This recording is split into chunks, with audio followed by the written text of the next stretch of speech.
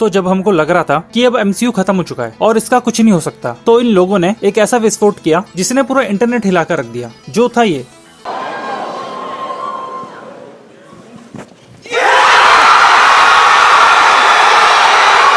RDJ वापस MCU में return करेंगे, but as a Iron Man नहीं, बल्कि एज ए डॉक्टर डूम। ये किसने एक्सपेक्ट किया था? डॉक्टर डूम मार्वल की हिस्ट्री का सबसे बड़ा, सबसे कूलेस्ट और सबसे हराम ज्यादा विलन है। तो जिन लोगों को डॉक्टर डूम के बारे में नहीं पता, तो एक बीवी चोर होने के साथ साथ मैजिक के मामले में वो डॉक्टर स्ट्रेंज के लेवल का है, and at the same time technology के मामले में वो टोनी स्टार्क के लेवल पर है। साथ में ब्लैक पैंथर की रॉयल्टी और थैनोस की कॉकीनेस। भाई एक ह्यूमन होने के बावजूद ये लिटरली गॉड से भिड़ जाता है। पूरी दुनिया को ये खुद से नीचे मानता है, और क्यों नहीं, because he can back it up. तो सोचो कितना क्रेजी है कि अपना RDJ as a doctor Doom हमें दिखने वाला है। पर इससे कई सवाल भी खड़े होते हैं कि क्या ये विक्टर वॉन डूम ही होगा या टोनी स्टार्क का ही कोई वेरिएंट, और ये सबके बीच में अब कैंग का क्या? सब पर बात करेंगे, तो लाइक ठोको, शुरू करते हैं। तो क्या डॉक्टर डूम एमसीयू की मेन टाइमलाइन 616 में एग्जिस्ट करता है, और हमें ये कब और कैसे दिखेगा? इसकी कुछ पॉसिबिलिटीज है। तो सबसे पहले इसके काफी कम चांसेस है कि ये जो भी डॉक्टर डूम होगा वो मेन मार्वल टाइमलाइन 616 का होगा, बल्कि किसी और यूनिवर्स को बिलोंग करता होगा। और जहां तक मुझे लगता है कि ये फैंटास्टिक फोर के ही यूनिवर्स को बिलोंग करता है, क्योंकि ये चीज भी कंफर्म हो चुकी है कि फैंटास्टिक फोर किसी और यूनिवर्स में टेक प्लेस करेगी, और डॉक्टर डूम का वहां होना काफी सेंस भी बनाता है, क्योंकि ऑफ कोर्स फैंटास्टिक फोर और रीड रिचर्ड्स उसके आर्क नेमेसिस है, और उसके कैरेक्टर डेवलपमेंट में उनका काफी योगदान भी है। तो फैंटास्टिक फोर के एंड में गैलेक्टस उनके अर्थ को डिस्ट्रॉय कर देता है, और इंकर्जन के वजह से उनका यूनिवर्स डिस्ट्रॉय हो जाता है, और किसी तरह फैंटास्टिक फोर वहां से बच बचा के एमसीयू की मेन टाइमलाइन में आ जाते हैं। और इसके पोस्ट क्रेडिट सीन में ये रिवील हो कि उस यूनिवर्स का डॉक्टर डूम भी एमसीयू की मेन टाइमलाइन में आ गया हो।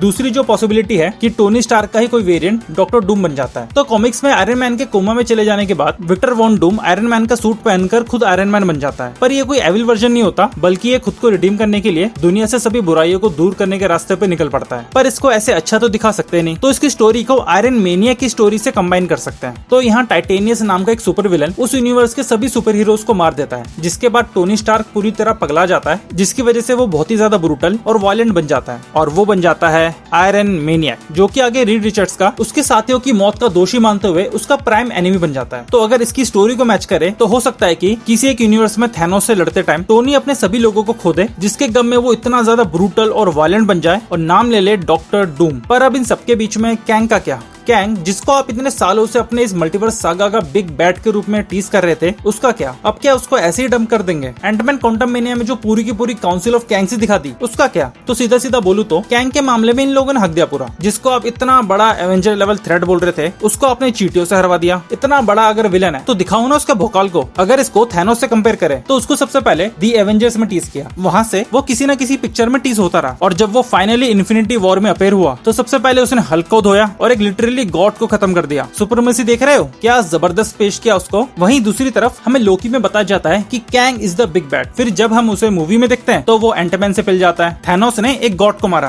कैंग एंटमैन से पिट गया। साथ में जोनाथन मेजर्स के कांड के बाद ये तो लग ही रहा था कि ये लोग कैंग की स्टोरी से मूव ऑन कर रहे हैं। तो सवाल ये है कि अब इन कैंग्स का क्या रोल है? अब मार्वल वाले क्वांटममेनिया के पोस्ट क्रेडिट सीन को भूल जाएंगे कि टीवीए एक कैंग वेरिएंट को पूर्ण कर देगी? चिंता की कोई बात नहीं, ये आगे दिखेंगे। एक्चुअली आई होप ये आगे दिखे और इनकी स्टोरी को क्लोजर मिले। बेशक डूम के हाथों मरवा दो इन्हें, बंदे का रौला भी पैदा हो जाएगा। तो अब RDJ as a doctor Doom के बारे में बात कर लेते हैं। तो देखो, मैं इसके लिए काफी न्यूट्रल हूँ, ना ज्यादा एक्साइटेड ना ही ज्यादा निराश। पर आई थिंक इन लोगों ने यहाँ पर एक काफी सेफ ऑप्शन इस्तेमाल किया, क्योंकि मार्वल काफी टाइम से बड़ा गंदा हग रहा है। तो जनता अपनी तरफ करने के लिए इससे बढ़िया चॉइस कुछ नहीं हो सकता था। वापस एमसीयू के फेस को लेके आओ to be the next Thanos. और अगर ये इसके अलावा कुछ भी कर लेता ना, इतनी हाइप नहीं बनती। पूरा इंटरनेट ब्रेक हो गया, जनता गिली हो गई। पर डॉक्टर डूम को प्ले करना काफी ट्रिकी होगा, क्योंकि जैसे कि मैंने बोला, बंदे की एक अलग ही रॉयल्टी है। वो द विक्टर वॉन डूम है। उसकी अपनी अलग कंट्री है लैटवेरिया, जहाँ वो रूल करता है। उसके अपने खुद के डूम बॉट्स हैं। उसके पास कोई भी हीरो, विलेंस, एवेंजर्स जाने से पहले 4 बार सोचते हैं। बंदे का ऑरा ही अलग है। इसीलिए इंपॉर्टेंट होगा कि इसको लिखा कैसे जाता है, क्योंकि डॉक्टर डूम कॉमिक्स में one of the coolest characters में से एक है। और अगर इसको अच्छे से लिखा गया ना,